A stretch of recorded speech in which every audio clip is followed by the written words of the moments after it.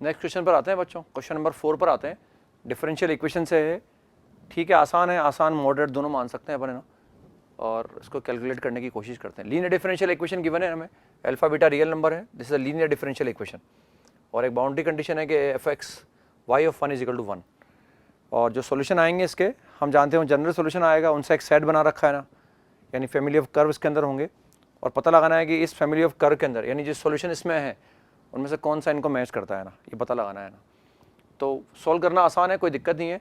Linear differential equation हमारे पास है, d y by d x plus alpha y is equal to x into e raised power beta x,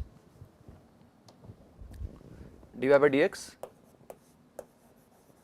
plus alpha into y is equal to x into e raised power beta x, और एक boundary condition है कि y of 1 is equal to 1, ये एक boundary condition given है अपने को ना, y of 1 is equal to 1। तो बस इसका यूज करके निकालते हैं, और लीनियर डिफरेंशियल इक्वेशन को सोल्व करना हम जानते हैं, इसके लिए पहले इंटीग्रेटिंग फैक्टर निकालना पड़ेगा। First we calculate integrating factor, that is e raised to power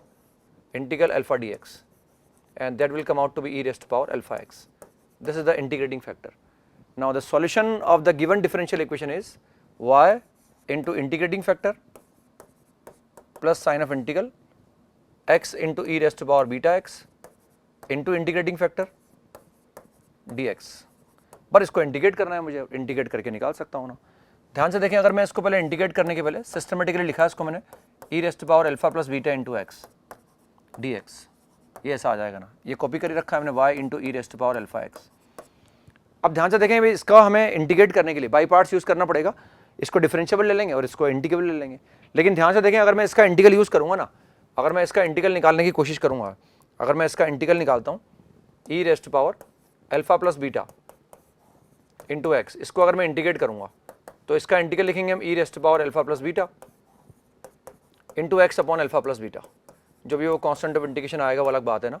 लेकिन अगर मैं इंटीग्रल ऐसा लिख रहा हूँ तो मुझे इंश्योर करना पड़ेगा कि अल्फा प्लस बीटा, क्योंकि हमें इसके इंटीग्रल की रिक्वायरमेंट आएगी यहाँ पर ना, बाई पार्ट्स लगाएंगे तो। और अगर मैं इसका इंटीग्रल ऐसे यूज़ करता हूँ तो हमें इंश्योर करना पड़ेगा कि अल्फा प्लस बीटा जीरो है या नॉन जीरो है, क्योंकि अगर मैं इसका इंटीग्रल ऐसे लिख रहा हूँ तो alpha plus beta non zero होना जरूरी है ना। तो हमें अलग से केस कर, लेकिन हमें ऐसा तो पता नहीं है कि नॉन जीरो है या जीरो है ना, वो तो जीरो भी हो सकता है ना, वो तो हम क्रिएट करेंगे यहाँ पर है ना। तो हमें अलग से एक बार ये मान लेते हैं कि अल्फा प्लस बीटा जीरो है, तो इसको इंटीग्रेट करने का तरीका डिफरेंटली हो जाएगा, यानी फंक्शन ही चेंज हो जाएगा ना, और एक बार मान लेंगे कि नॉन जीरो है ना। तो हम लेके चल रहे हैं let alpha plus beta is not equal to zero, ये पहले मान लेते हैं जीरो है ना, इज इक्वल टू जीरो, और जैसे ही अल्फा प्लस बीटा जीरो आएगा this equation 1 will become, this equation 1 can be written as y into e raised to power alpha x is equal to integral x, this is e raised to power zero x d x आ जाएगा ना। बस x d x को मैं integrate कर दूंगा यहाँ से, तो we get x square by 2 plus c. अगर अल्फा प्लस बीटा को जीरो लिया तो ऐसा आ जाएगा बच्चों ना। अब इसमें क्या है, जो बाउंड्री कंडीशन है उसका यूज कर लो आप है ना, और बाउंड्री कंडीशन का यूज कर सकते हैं, या पहले देख सकते हैं इसको मैं ऐसा लिख सकता हूँ, हम सी को बाद में निकाल लेंगे ना, यहाँ से इसको से देख सकते हैं अपन ना, we can write this is y is equal to x square by 2 into e raised to power minus alpha x plus C into e raised to power minus alpha x. अब हमें ऑप्शन देखना पड़ेगा ना, देखो देखो ए और सी और ए और बी ऑप्शन को देखो आप, उनमें सॉल्यूशन में क्या है, e raised to power minus x है, दोनों तरफ दो टर्म्स है ए और बी ऑप्शन के अंदर, e raised to power minus x है, उनका जो कोफिशिएंट है वो एक्स स्क्वायर की फॉर्म में आ रहा है ना। तो वहाँ उसको देखें, अगर e raised to power minus x मुझे यहाँ भी लाना है वहाँ भी लाना है, तो एक तो ये कि अल्फा को मुझे 1 लेना ही होगा ना, तो मैंने अल्फा को 1 ले लिया ना। सॉल्यूशन मैच कराना पड़ेगा नो डाउट, क्योंकि जो दिया हुआ है टिक तो नहीं में से करना है मुझे ना, वरना सॉल्यूशन ऐसे लिख कर आ सकते थे, if alpha plus beta is equal to zero then the solution of the given differential equation can be written like this. लेकिन हमें मैच कराना है, तो जो लिखा हुआ है उससे मैच कराने की कोशिश करते हैं कि क्या वो यहाँ से आ सकता है कि ना। तो अल्फा को अगर मैंने 1 कंसिडर किया तो y is equal to x square by 2 e raised to power minus x plus C into e raised to power minus x.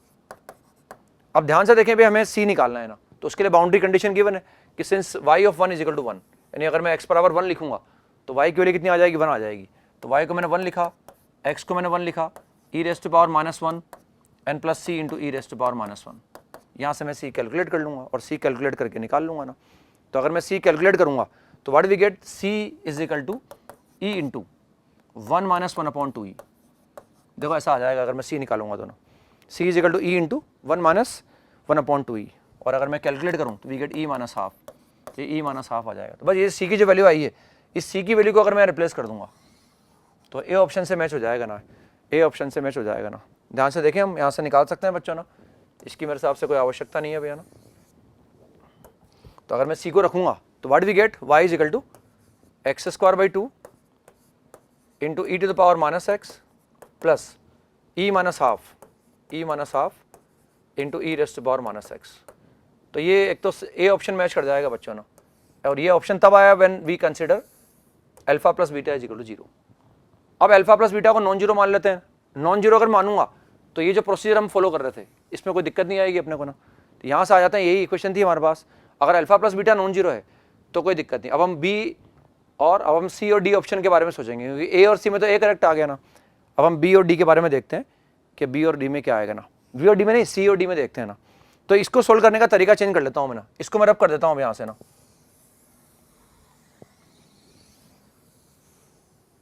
भाई ए और बी में हम चेक कर चुके कि ए वाला करेक्ट आ गया, अब सी और डी में चेक करना है, तो इसको सोल्व कर लो आप ना। अब हम मान के चल रहे हैं let alpha plus beta is not equal to 0। अब मान के चल रहे हैं कि alpha plus beta is not equal to 0, let alpha plus beta is non zero. तो उसका जो इंटीग्रल आया था वो उस तरह से लिखने में कोई दिक्कत नहीं आएगी, नॉन जीरो। तो इसको सोल्व कर लो आप, तो what we get, y into e raised to power alpha x is equal to, क्या जाएगा x बाई पार्ट्स, इसको इंटीग्रेट कर देते हैं बच्चों, इसको डिफरेंशिएबल, इसको इंटीग्रेबल। तो फर्स्ट फंक्शन एज सच, उसका इंटीग्रल आएगा e raised to power alpha plus beta into x upon alpha plus beta. Now sign of integral derivative of first function that is 1 integral of second function alpha plus beta into x upon alpha plus beta dx and constant of integration लिख दिया मैंने यहाँ पर, but अब इसको एक बार और integrate करना पड़ेगा, जिसको इंटीग्रेट कर सकते हैं हम। तो what we get, y is into e raised to power alpha x is equal to,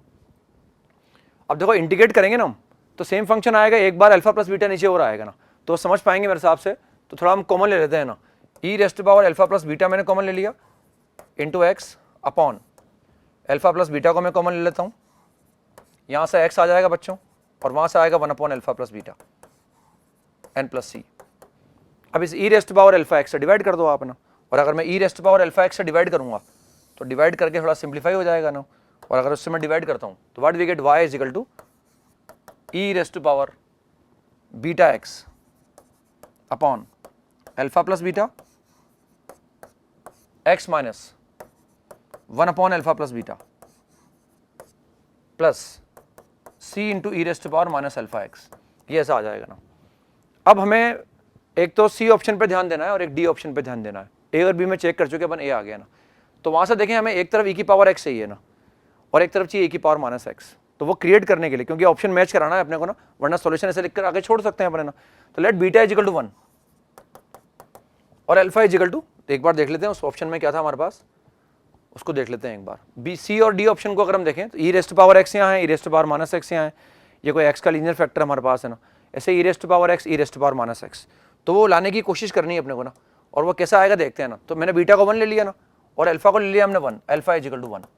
तो ये ई रेस्ट पावर एक्स आएगा, वो e raised power minus x आ जाएगा। और अगर ऐसा पुट करता हूँ तो what we get, e raised power x, alpha को 1 लिया, बीटा को भी 1 लिया, तो 2 आ जाएगा, that is x minus 1/2 and plus C into e raised power minus x. एक बार इसको देखते हैं दोबारा ना,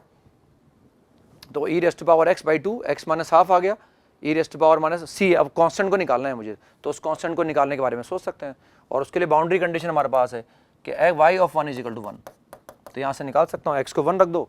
और x को 1 रखकर y इज इक्वल टू 1 आ जाएगा, उसके कॉरस्पॉन्डिंग में c निकाल सकता हूँ, और c निकाल के देखूंगा तो पता लग जाएगा कि भाई c करेक्ट है या d करेक्ट है ना। तो x इज इक्वल टू 1 रखा मैंने, x is equal to 1, y is equal to 1, तो e/2 आ जाएगा, x को 1 रख रहे हैं, y को भी 1 रख रहे हैं, तो we are getting 1 minus half plus c हमें कैलकुलेट करना है, ई रेस्ट पावर माइनस 1, मतलब यहाँ से निकाल सकते हैं हम c. Therefore c can be written as c is equal to e into 1 minus, ये 1/2 आएगा ना बच्चों, तो e/4 बन जाएगा ना, तो this will be e minus e square by 4, e square by 4, ये सी आ जाए, इस सी को रिप्लेस कर देंगे बस हम, तो यहाँ से हमें सॉल्यूशन मिल जाएगा ना, और I think C will be the correct answer, I think C आ जाएगा इससे ना, C will be the correct answer. इसको जैसे मैं रखूंगा तो what we get, y is equal to e raised to power x by 2, x minus half, constant c is this e minus e square by 4 into e raised to power minus x, e raised to power minus x. देखते हैं मेरे साथ सी में है ये option है ना, तो e raised power x by 2 x minus half e minus e square by 4 e raised power minus x. Exactly आया ना, तो A and C are correct answer. एक तो करेक्ट आंसर ए आ जाएगा बच्चों, जो अल्फा प्लस बीटा बराबर 0 को कंसीडर करने पर आया था, और अगर उसको नॉन जीरो मान लें तो A and C are correct answers.